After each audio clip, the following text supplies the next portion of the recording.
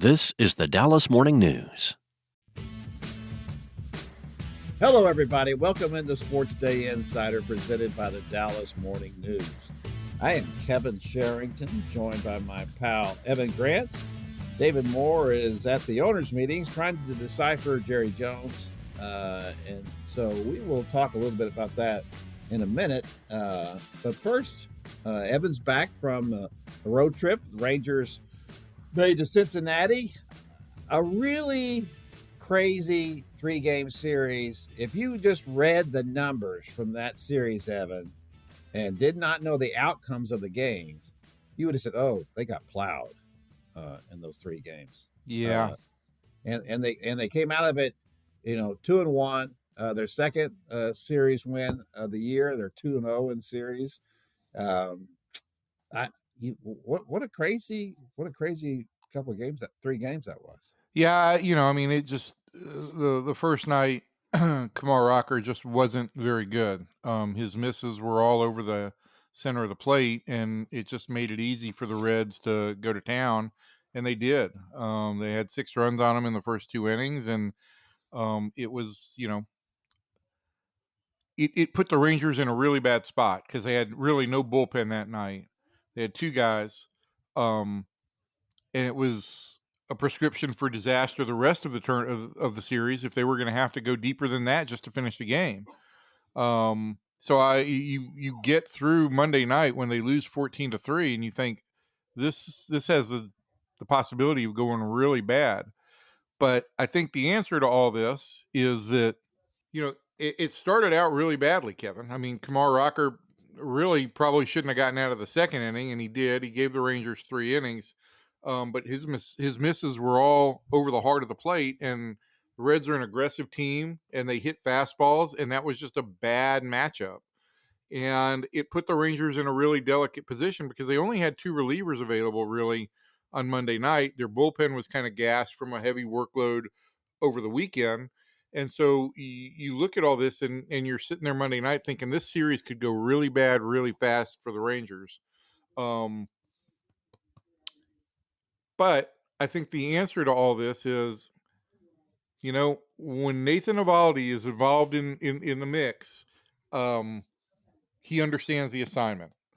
I'm having a hard time right now coming up with a free agent other than Adrian Beltre who has been a better signing for the Rangers in their history in terms of on-field performance. And Nate went out there and did everything the Rangers needed to do. He counterbalanced the Cincinnati offense with a really varied pitch mix that didn't rely on the fastball at all, really. Was very efficient with his pitch mix.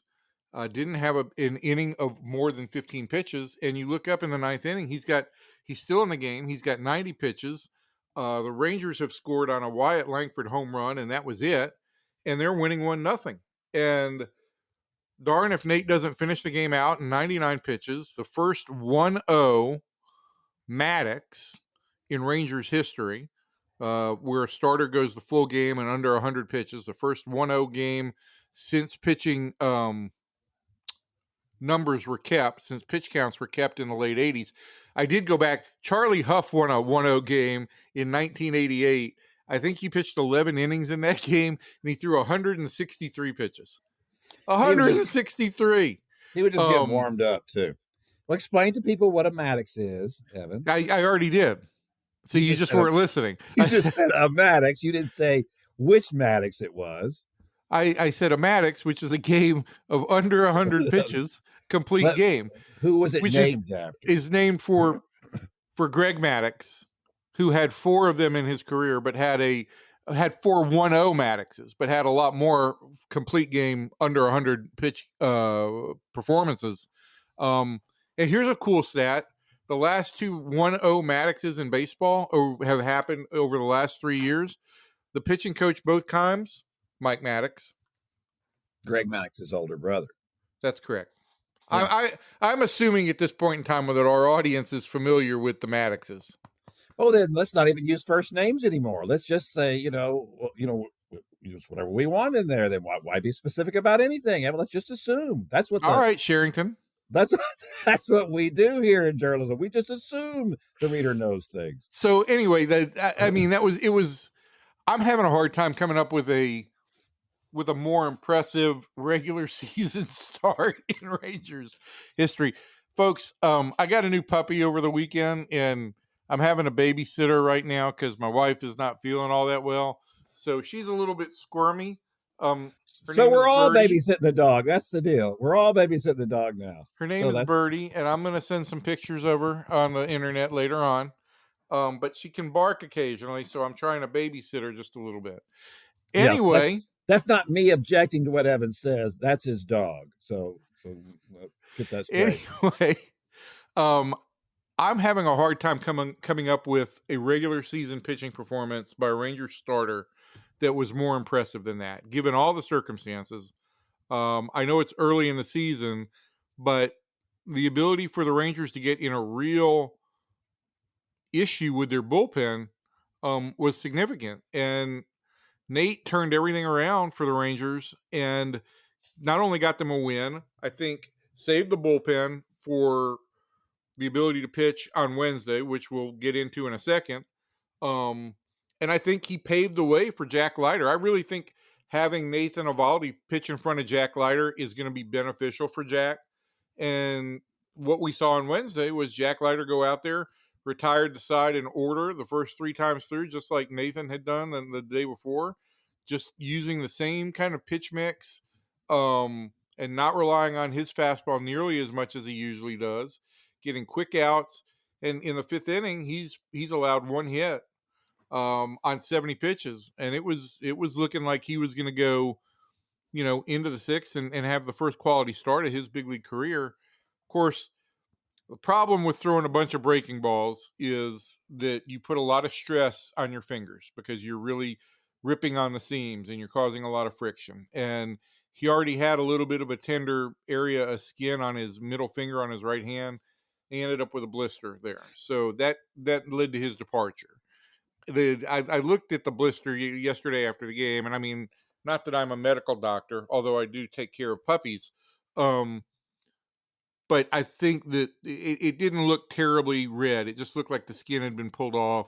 And I think the Rangers are hopeful that with an extra day of rest, thanks to today's off day as we record this, he should be okay to go the next time they need him in Chicago. So for them to come out of there having won that series after that first game and to get those 2 pitching performances while the offense continues to struggle was just really, for me, an astounding feat. And I do need to go back and mention this. The 2 1-0 wins on back-to-back games, first time in Rangers history. Well, Evan, thanks for that monologue. We'll move over now to the Cowboys segment of the podcast. You asked me to recap the series. Man, take a breath in there somewhere. I was trying to ask you a couple of questions a couple of times, but you were just rolling so much, I didn't want to jump in there. Well, go ahead and ask. It's never stopped you from talking over me before, Kevin. Well, I have to. Between you and David, it's just like a constant. I feel like I'm jumping into the middle of the rapids all the time. With David not here, I felt like I had to feel the time. Yeah. Yeah, thanks for that. Well, see, a couple of things here. First of all, I thought what you wrote about Leiter's performance in obviously the last game of that series and about the reaction to pitching after Nate Eovaldi was really telling because I thought that was for him to be the influence that he is on other pitchers anyway. I mean, whether he's pitching in front of him, behind him, whatever, just the fact that he's on the staff. One of the things about Eovaldi, and of course what you also said about him being the impact he's making as a free agent signing, I got to tell you, after what he did for the Rangers in that title run in 23 and how well he pitched then, and then, when the contract was up and it's like, they came back and they signed him, right? But it was almost like, in my mind, I'm thinking, why in the world wouldn't anybody want Nate Eovaldi? I mean, why isn't this like an automatic? Why don't people jump all over this? When yes, there has been a little bit of an issue with his health and how much he's available. Well, there was a big issue with his health early in his career, for sure. Well, early in his career, but I'm saying like in the last couple of years, right? Because what Bruce Bochy said about him was that I don't know that I've ever seen a better. I guess the way he couched it was pitcher with the game in a pressure situation. That was just a puppy knocking a plate off the table. Yeah, everything's fine. Okay, good. That's good. Thanks for that.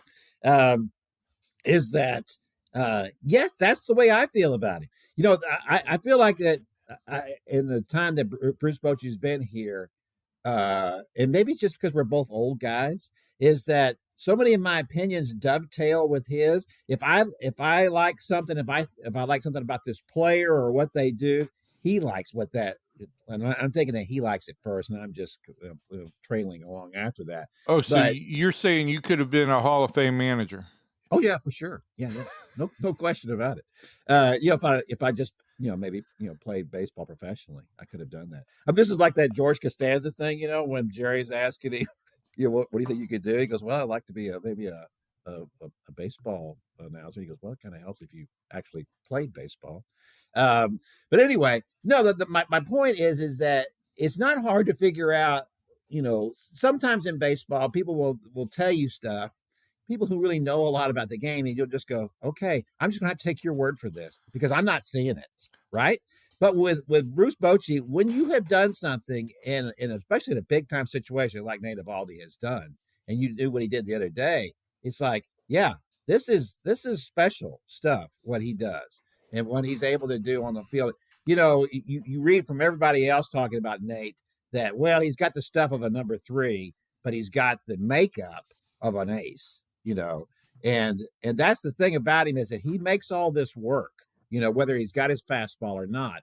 And then what Jack Leiter said about him was that, as you wrote, he said that Nate told him, throw your soft stuff. Don't worry about the fastball against these guys. This is a fastball hitting team. And, that was obviously what happened to Kumar Rocker, right? He couldn't land his curveball, that big fat curveball he throws. And so then he was having to throw his fastball. Well, it doesn't matter how hard you're throwing that. They're killing it. And so it was, especially when Ellie De La Cruz is swinging the torpedo bat. The torpedo bat. Wow. That thing took the game by storm in the first week, didn't it?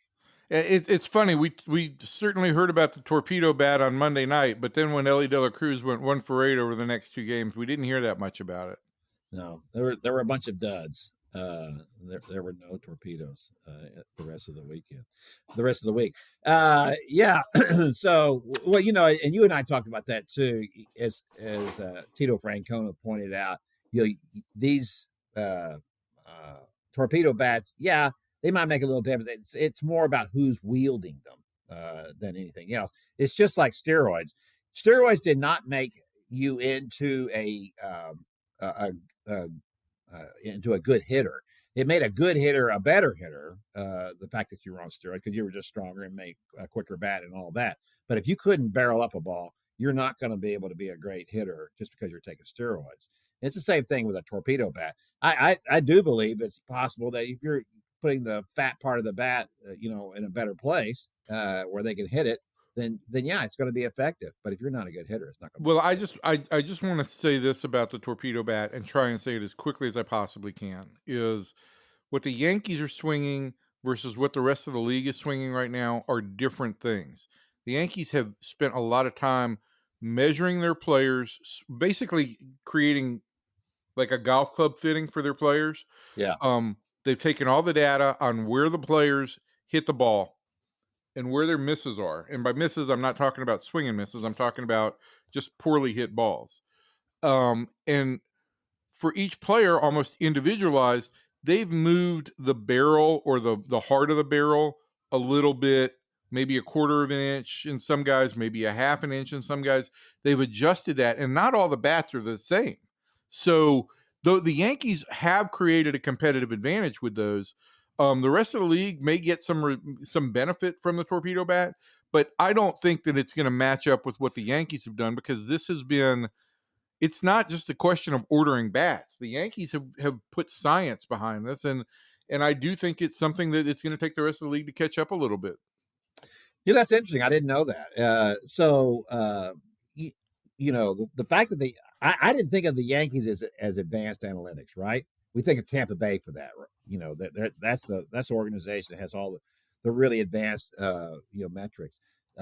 That's interesting that the Yankees have done that, but it makes perfect sense. I think it's a great analogy as The to Yankees are very savvy on analytics.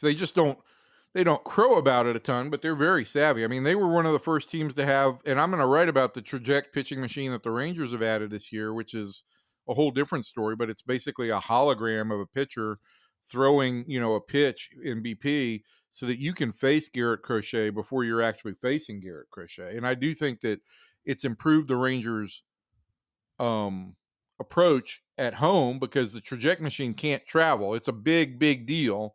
I think they're over $1 million a machine. But the Yankees were the first to put it into play. They've invested in technology and science at the top of the game. That's interesting. Well, but I think it's also a great analogy that you gave about like fitting a golf club. Why there shouldn't be anything left in the sport where it's just like, yeah, this just feels good to me. This is what I'm going to use. Or all the thousands of stories we've heard about guys and bats, right? Guys bat breaks. He doesn't have any more bats. He uses somebody else's bat, picks it up, and then hits a home run. That kind of stuff. Those are very romantic stories, but it should never come down to that kind of thing. Everybody should have what is exactly the best kind of bat for them at any given time. And so that's interesting. I'll look forward to reading your story about the holograms. And does Luke come with it? Is there a Princess Leia image as well? I shouldn't have said hologram. It's more a projector. But I've seen video of the machine, and it's really cool in that you get Garrett Crochet's motion and the ball comes out where his hand is. The only real technological issue with this is, extension and where the pitcher releases the ball has become a real measuring point and a big factor in pitcher's effectiveness.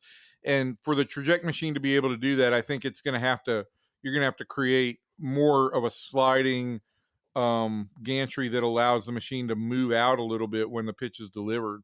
The dog just tried to jump on my desk. But oh my gosh. Anyway, I do think it's going to be a really good tool for the Rangers. And they have joined, I think it's about half the league now that has them. Really? Yeah. Well, that's good. It's good to know that I was about to give them credit for jumping out to the forefront of this, and now they're just in the middle. No, I actually believe that this was a part of Chris Young's negotiation on his contract for this time around, and I'm hoping to get into all of that when I can get this story finished. But I think that Chris felt that this was necessary for this team to improve its offensive approach, both in the immediate term and in the long term. Okay, very cool. Well, so the Rangers, as we're taping this on Thursday, are off today, and then they'll be back at it out at the ballpark this weekend. So I guess the one concern in all of this is that Kumar Rocker gets his curveball working again. He got it working at the end of spring training. Had a nice start. It wasn't a pretty good start. Then a nice start, and then he pitched well in relief as well, but that wasn't good last week. So I think the feeling was going into the season that one of those two guys was probably going to drop out of the rotation when Patrick Corbin was ready, and he can be brought up on the 11th of April. I would say right now that Jack Leiter is an early running to stay in the rotation, and I'm not saying that that Rocker would come out either, but if he doesn't pick it up, it's going to be a pretty easy case for that. I think that he might have as few as one more start before the Rangers have to make a decision. I think Corbin can be recalled as early as April 11th. And, maybe the Rangers want to see a third start from Corbin based on what he does in his first two. And maybe they want to see a third start from Rocker. That's all still to be determined. It just wasn't a good start for Kumar. And he said as much. To his credit, he said he's got to be better. I think the Rangers were frustrated with the fact that that the misses were over the heart of the plate. That's just if you're gonna miss, in baseball, you want to miss away. And that just didn't happen, and Kamar couldn't make an adjustment fast enough. And really, I think one of the questions we had about Kamar coming in was going to be, what's his secondary stuff like? And so we saw that you can't just get by with a fastball. You've got to have something to go with it, and he did not have that the other night. Among the many ways I'm embarrassed, one of them was I went into the after his last spring start and surprise, and I went down and I asked him about what his third pitch was. He said third pitch, and I said, well, basically all I could tell you was throwing was the fastball and that curve / slider, and he said he had was throwing like 5 pitches, and I got to tell you, it didn't look like 5 pitches to me. So what is the book on that? Yeah, I mean that is the real question, and I mean this is a question that I had asked him after a incredible, rehab start at Frisco last fall or last summer. But it is pretty much the fastball and the slider curve. I think sometimes maybe he calls it a slider, other times he calls it a curve. I think the Rangers basically consider it one pitch. The funny thing is, when I saw Kamar in college, he didn't have a fastball that night. Really didn't have a fastball to speak of. And I thought he pitched a great game against Ole Miss without much to work with. So I think he's got the ability to pitch. I just do think that it's important that he's going to have to get more confident in using an actual third pitch. Right now, it does not seem like he has that, and that's going to make it really tough to get through a lineup 3 times. Last night Tuesday he struggled, or Monday he struggled to get through a lineup twice, but it's going to make it really difficult to get through a lineup 3 times if you don't have anything else to offer him. And so that's what he's got to work on. And these are things, Kevin, right? We've talked about with Bruce Bochy about Kamar Rocker's times to home plate, which have been slow. He was able to speed it up to about league average for his last spring training start. But there are some things that you see that you say, okay, this guy had, 5 starts before the Tommy John surgery, and he had about 8 starts last summer. He hasn't had much minor league experience to speak of, and there may be some finishing off that needs to be done. I don't have any doubts that Kamar can be a really good pitcher. I just do wonder, if there is some finishing off that needs to be done in an environment where he can have more success rather than failure. Yeah, I don't have any problem with that. Before we get out of our Ranger segment, I would like to just address the whole issue of, the Rangers were built to slug, right? And that's what they were going to do. And so far they have not slugged. They're just slugs. They're not slugging. We had a good start from Wyatt Langford. We had a decent start from Adolis Garcia and Jonah Heim, and that's a good thing. It upticks there, but slow from Simeon, slow from Seager, and they're going to have to get something from those guys at the top of the lineup. Yeah, I mean, it's been pretty much slow all the way across the board. I will say this: I do think that we have seen some glimpses from Langford. You've seen some improvement from Garcia and some improvement from Heim. And look, on the offensive side, if you have to figure, if you get improvement over last year from Heim and Garcia, this offense long term is going to be in pretty good shape. So I think that the takeaway for me after 7 games is the offense hadn't been great. I do think that at home their approach was really good. It just didn't get great results. But I think that this is, I think it takes some time. They didn't come out of the gate slugging, but I do think that their approach is better, and I do think you're going to see more results over the course of the year. Okay. All right, if you say so.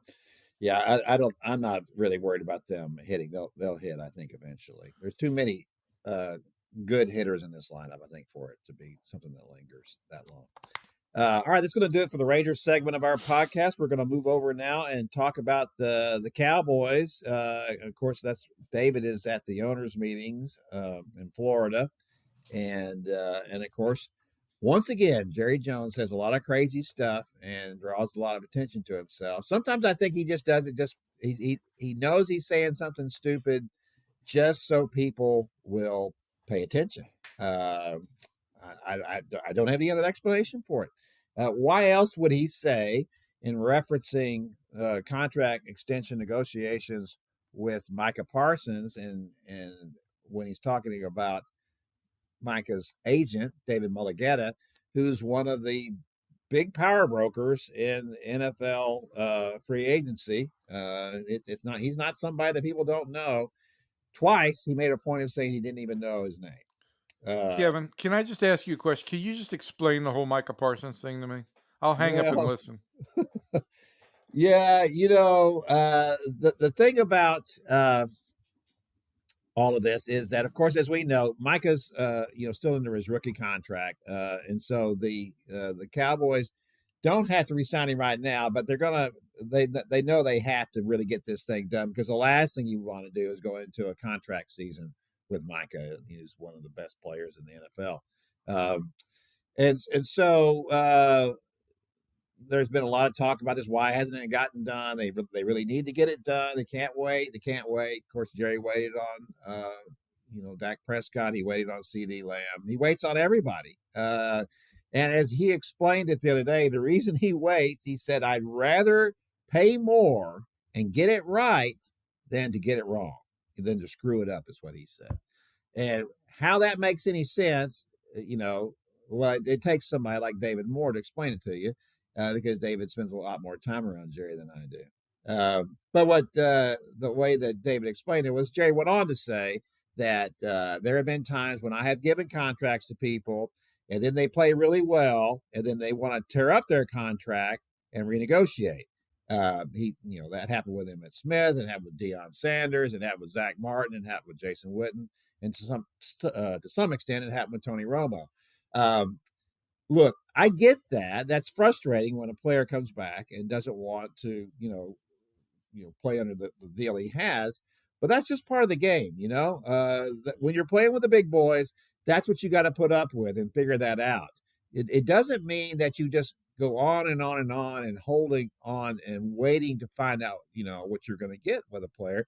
If he had signed, Micah to a contract extension earlier, and not let Myles Garrett set the market, then maybe we could have got him a little cheaper, and maybe it helps him get one of these free agents. Because when you've got a team where three guys are going to have $135 million starting next year, if they do re-sign Micah, and that's between Dak, CD, and him, and then you figure on another $40 million coming from Oso Odigizua and Trayvon Diggs. Well, that's $175 million committed to five guys. So that means that you're going to have to get a lot of players on the cheap. You're going to have a lot of young guys. You're going to have some older guys who are probably on 1-year deals. And that makes it difficult. Kevin, I think I'm getting what you're saying now. Yeah. What's that? Can I draw a parallel? Draw a parallel. Go right ahead. So the Rangers got it right with Nathan Eovaldi, right? Yeah. But if they'd offered him $20 million a year for 3 years, say in July of last year, yeah, they'd have gotten him signed and had $5 million to go somewhere else. Is that kind of what you're saying? That's what I'm saying. That's what I was saying earlier about Nate. Was like, why, to me, he's worth the money. I mean, I get the whole thing about his injury. And then when you've got Jacob deGrom, and who's making money for doing nothing, or he has been anyway, then I get, the issues with that. Of course, the difference is there is no salary cap in baseball, as we know, so you don't have to. But I mean, in baseball, the CBT functions as a de facto salary cap that owners use as a salary cap, and that was the Rangers' reason for not going out and signing an established closer. Now, I mean, I don't want to go back into the Rangers, but I'm just drawing a parallel here. This is the deal: the Rangers did get the right guy with Nathan Eovaldi, right? But they are still, there is some question about how deep is their bullpen and how deep is their actual starting rotation depth. I will say this: if they had been able to have $5 million left going into spring training, they would have been able to re-sign Andrew Heaney. Yeah, right. And I know that Chris Young likes Andrew Heaney. So back to the Cowboys. So the issue for me is, and I proposed this, and I'm not, I'm not saying they should do it. I'm just saying they should think about it. And you should always think about these things. But if you're going to struggle this much to sign Micah Parsons, and apparently David believes that this is going to get done, it's just going to happen. I'm not sure it's a good idea, and I'm not sure it's a good idea because of this, not because of who Micah Parsons is. Now, look, one of the reasons they're kind of, hemming and hawing on this whole deal is that they would like Micah to be more of a classic leader. They would like him to be a guy who shows up out there at the start when he's supposed to be there at the involuntary workouts with everybody else, and not do all this stuff where he's training with sumo wrestlers or whatever else crazy thing it is that he's doing. They probably would like it if he wasn't doing the podcast, because they don't think that's a good idea to be talking about the things that he does. I think that probably we're just right. The Cowboys just want to control. Now, I bet you the Cowboys would love it if he did the podcast, if the Cowboys own the podcast and they were making money off of the podcast. Well, you bet they would. So there's no question about that. Listen, it's just a different world now. It's not the same world that it used to be that we live in. You just have to get used to those kind of things. Correct. When a guy plays as well as Micah Parsons plays. Look, let me just say this. I want to make this clear to everybody. Micah Parsons is the Cowboys' best player. He might be their best player this century. I think that includes a guy like Zach Martin, who's one of the best guards. Zach Martin's probably the second best offensive lineman in Cowboys history, behind only Larry Allen. I think that Micah Parsons is one of the greatest Cowboys ever, just in pure talent. So can I just say this before you move into analyzing what the Cowboys should do next? Yeah. I mean, I've listened to all this. I read your quick take that was in the print yesterday. And the whole time I'm reading this, I keep coming away with this. The Cowboys get into trouble every time Jerry Jones thinks he is smarter. He needs to stop acting and speaking like he's smarter than the rest of the NFL. Well, that's what he does. You can't eliminate agents in this game. And it's only going to cause more acrimony with the player. And I just, it's insulting to me as a sports fan that Jerry would foist this upon people. This is just not how sports works anymore. You're not smarter than the game. No, he's not. And he's certainly not smarter than Howie Roseman with the Eagles, who constantly is rebuilding, reshuffling. How much does Howie pay you? A lot. He pays me a lot of money. I have never heard you love an executive like you love Howie Roseman. I love active GMs. I like GMs who are doing stuff. They're percolating or making things happen. I had a conversation with Chris Young this spring, and we talked about Dave Dombrowski. And I told him how much I love Dave Dombrowski because he gets stuff done. He's not afraid. He's very bold, and the track record is there, right?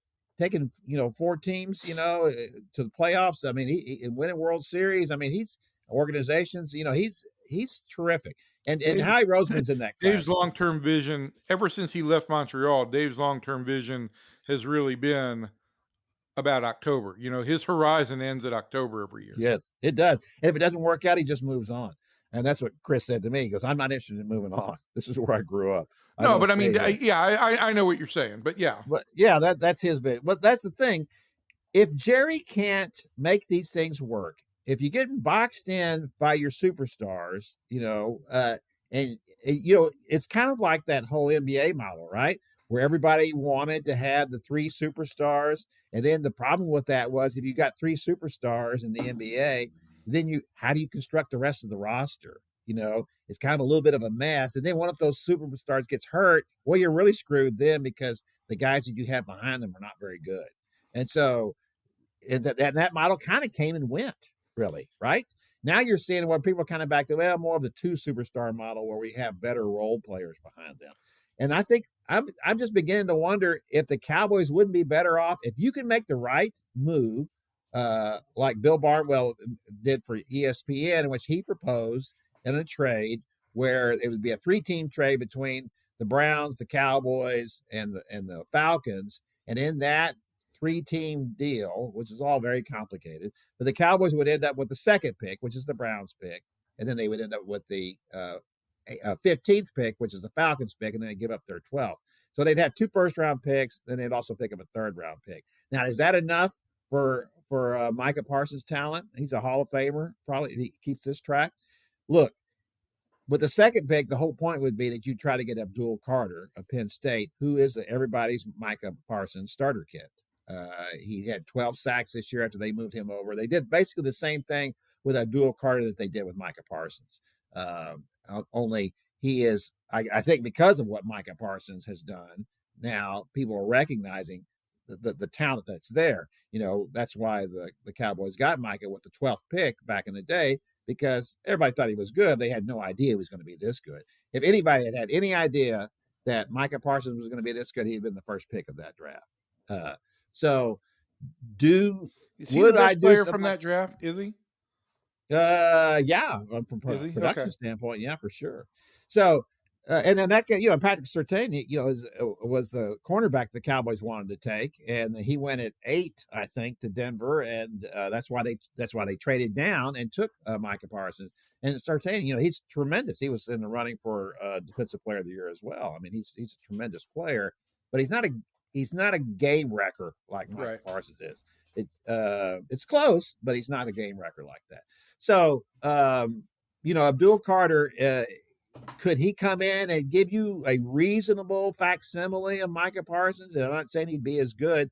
If he was 90% as good, 80% as good, would that be good enough for you? If you were now paying him, a rookie salary for 4 years, and so you're moving back, and now you're being able to add more players, maybe even to sign more free agents. And if you're able to do more things, maybe you're just better off in that kind of situation. I don't know. That's a hard thing to say, especially on the heels in this market of a franchise that just traded away a franchise player. So that would be a difficult thing to make a call on, but it's certainly something the Cowboys should discuss. And I don't know I don't say one more thing. I don't think it really is, because Jerry is enamored with stars. And so that's why Jerry is saying all this stuff about I'm talking directly to Micah. I'm not talking to his agent, because Jerry loves his stars. And so I do think he'll resign him. I just don't know if that's in the best interest of the Cowboys, if he's going to keep giving these guys max money. Well, again, I had 2 thoughts. One is I pretty much stopped listening to your explanation once you mentioned Browns and Falcons, because now it just basically, look, that's 100 years right there without a Super Bowl win. Well, those are the kind of people you take advantage of. That's why they haven't won. You go to those because they don't know what they're doing, and you rip them off. That's the whole point. Well, I'm not so confident that Jerry's going to rip anybody off, but I do think that sometimes you are what your trading partners are, and that is inept. And the second thing is, I just keep going back to that quote that Jerry had about the Micah Parsons deal, and how he's not talking to the agent, and how he's the guy, explaining in such a condescending manner, I write the check and he signs the check.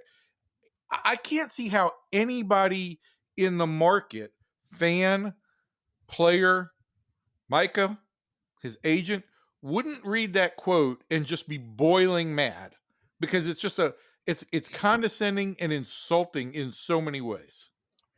Well, it is. You would think it would help. And what's the point of doing that, right? And you're in the middle of negotiations. Why would you try to insult the agent? I mean, and clearly, in my mind, he is trying to drive a wedge between Micah and his agent when he does that kind of thing. Because, he as he said, he negotiated directly with Zach Martin. He negotiated directly with some other players over the course of his career. And remember, back in the day, we used to always say about Jerry, the problem was that he was too close to his players, right? Because the players were jumping over the position coaches and the head coach and going directly to Jerry to make complaints about things. They could get in there and they could help run things. I don't think that happens anymore. It doesn't happen like it used to, but it probably, not certainly on scale. It is happening individually now with a guy like Micah Parsons. But Jerry's missing the point.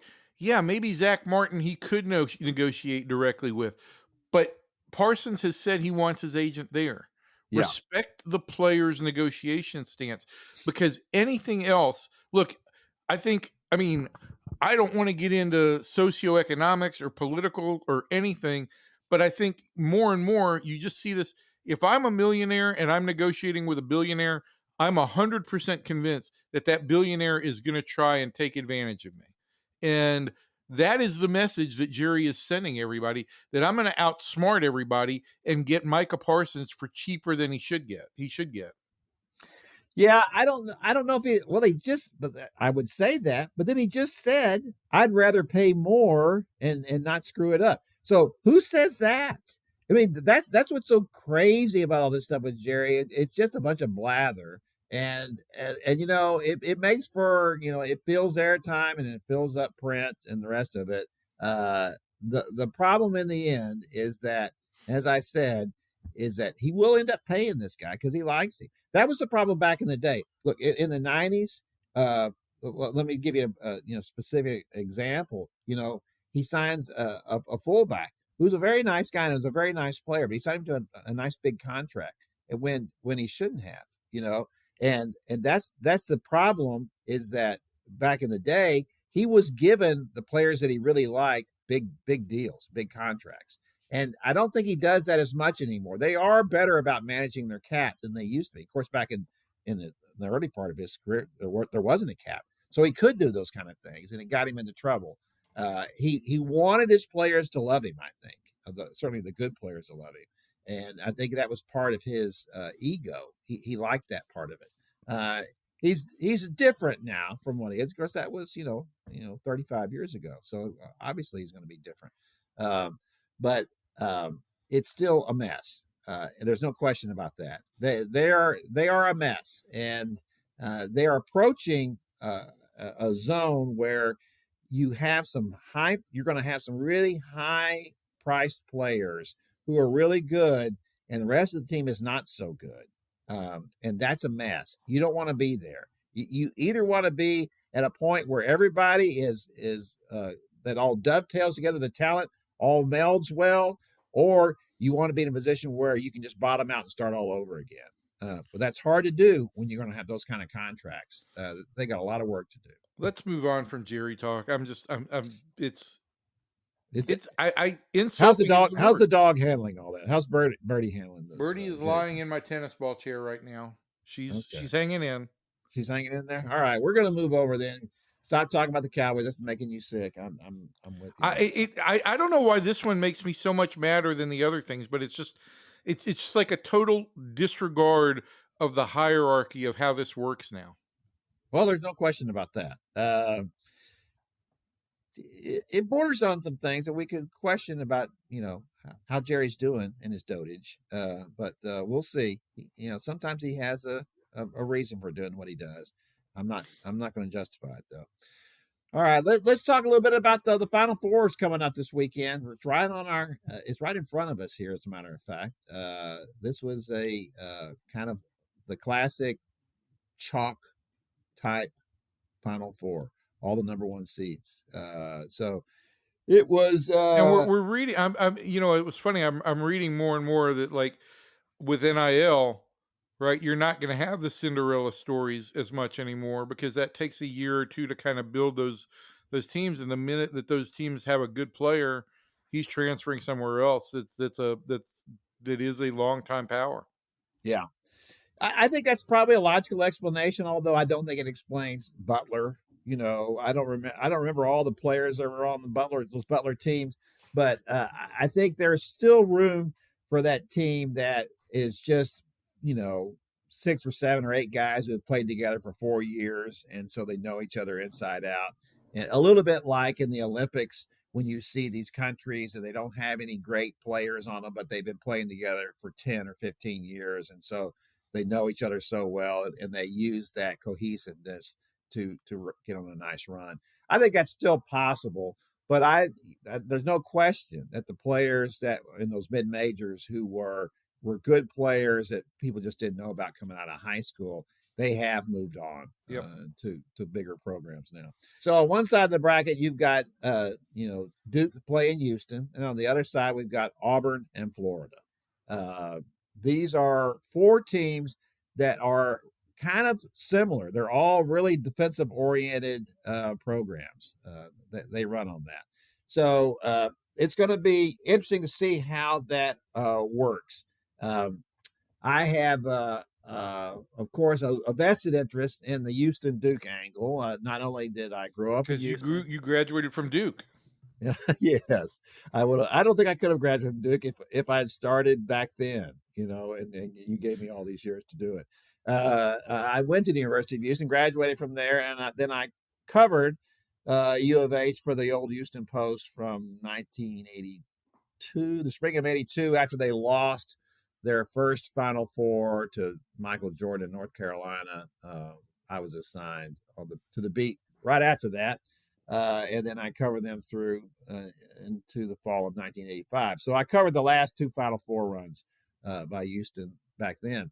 I wrote a column about not really comparing those teams to these teams, because there's no comparison. Kelvin Sampson is a much different kind of coach than Guy Lewis was. Kelvin really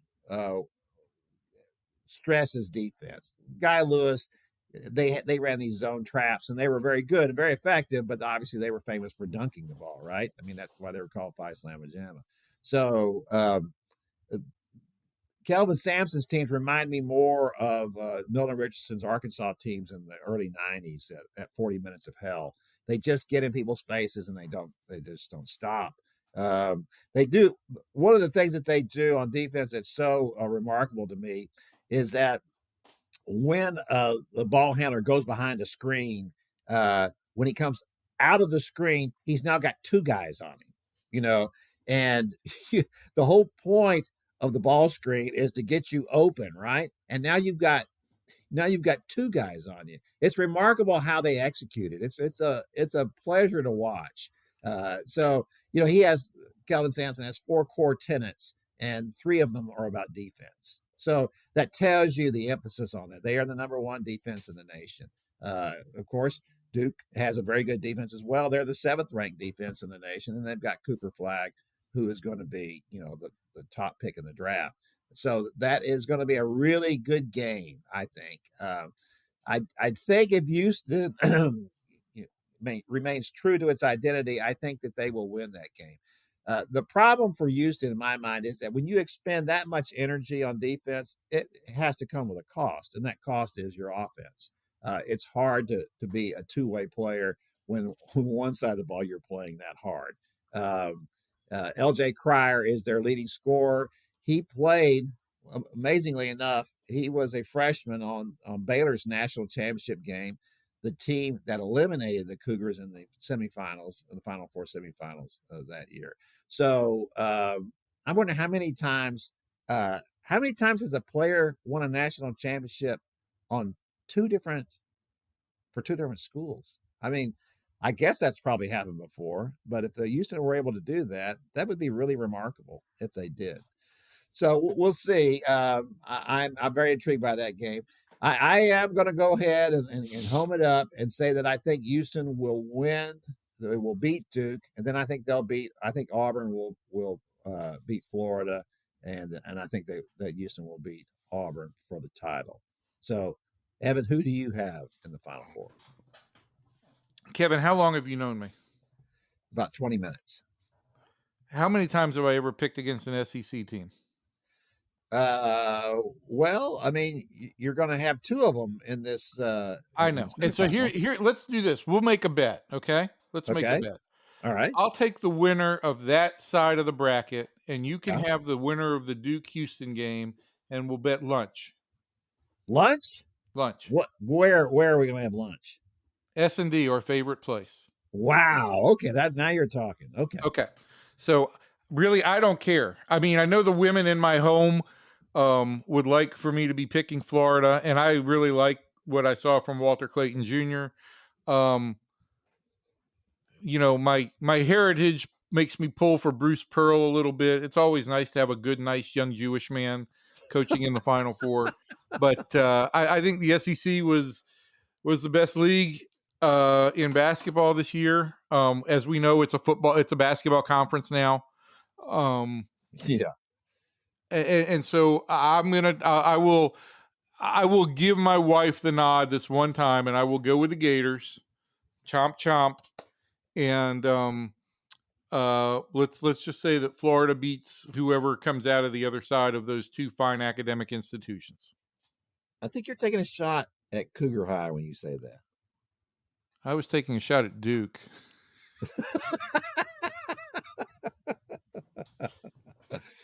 Oh boy, I tell you, it would be nice to see Houston win this game. They have been to 7. This will be their 7th Final Four. There are only 9 schools that have been to more Final Fours than Houston. All 9 of them in front have won at least one title. Houston has not ever won. So, as I said in my column, they're kind of the Susan Lucci of college basketball. Susan Lucci, kids, was a soap opera star in the 80s. In the 90s. When soap operas were important. But I think anyway, people still like soap operas. Susan Lucci, kids, was nominated for a daytime Emmy like 18 times. She won on her 19th time. It was very, very funny. It became a punchline. She was on Saturday Night Live once, and in the opening monologue, while she was talking about the fact that she hadn't won, all of the cast members who had won Emmys were holding them up and and celebrating the fact that they had won Emmys that she didn't have. I just need to amend that to it became a punchline. It also passed as a punchline. Yeah, it does. So it would be nice to see them win that. It would have been nice if the '83 team had won. Houston, of course, they lost to North Carolina State at the pit in one of the most famous endings in college basketball history. That was, of all the teams that have made it, and those first two, were the ones with Elvin Hayes and Don Chaney in the mid '60s, and of course, Elvin Hayes and Don Chaney were both great players, both Hall of Famers. And then Houston had then the 82, 83, and 84 teams also had a couple of Hall of Famers on them, and Hakeem Olajuwon and Clyde Drexler. But I think that 83 team was the best of all of them. It was extremely talented, and they ran into a little bit of a buzzsaw against North Carolina State. They weren't expecting that.